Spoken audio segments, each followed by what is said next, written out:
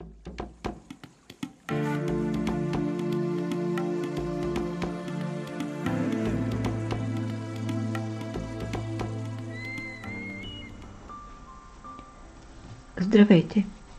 Днес на вниманието ни са релефни вертикални пътечки от преплетени лицеви бримки. Използвани са две техники. Смяна на местата на бримките в дясно и вляво и средна обвиваща бримка. Схемата е от 4 реда и 4 бримки в пътечката и 2 опакови за разделител. Започваме. Първи ред от лицевата страна. Започваме с 2 опакови разделител. Следват 4 лицеви бримки.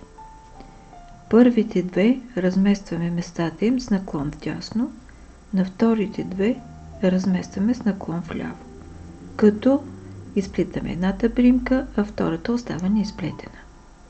Вдясно го правим последния начин. Подхващаме двете бримки, намятаме на куката и изваждаме между двете.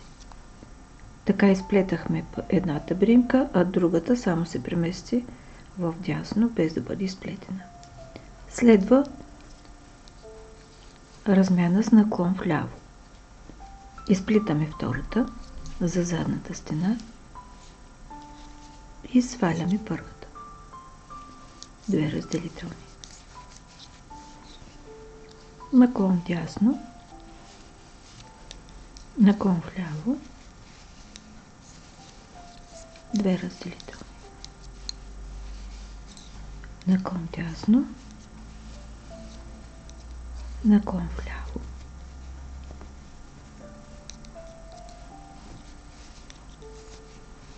2 разделителни.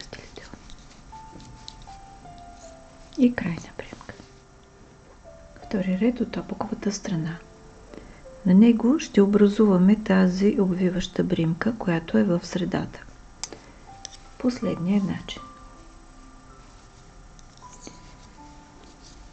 2 разделителни лицеви, след което 2 опакови. Стигнахме до средата на пътечката и тук с дясната кука, конеците отпред, влизаме от зад напред, 2 реда надолу между бримките и изваждаме една бримка. След което още 2 опакови.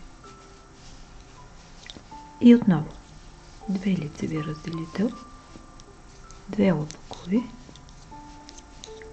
в средата на пътечката изваждаме 2 реда надолу, дълга бримка, след което още 2 опакови.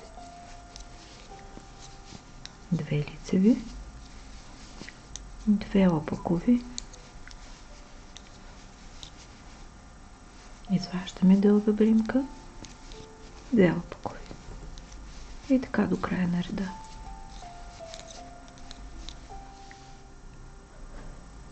Трети ред от лицевата страна.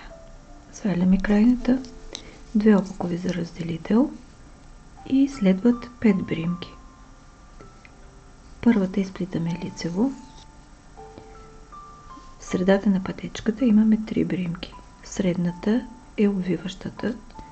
Правиме последния начин. Подхващаме ги двете и изваждаме между тях. Изплитаме третата и първата я намятаме върху двете. По този начин тя ги обхваща двете. И възстановихме броя на бримките. Една лицева, 2 опакови, една лицева, средните 3, обвиваща бримка, още една лицева, 2 опакови, една лицева, средните 3, обвиваща бримка, лицева, 2 опакови.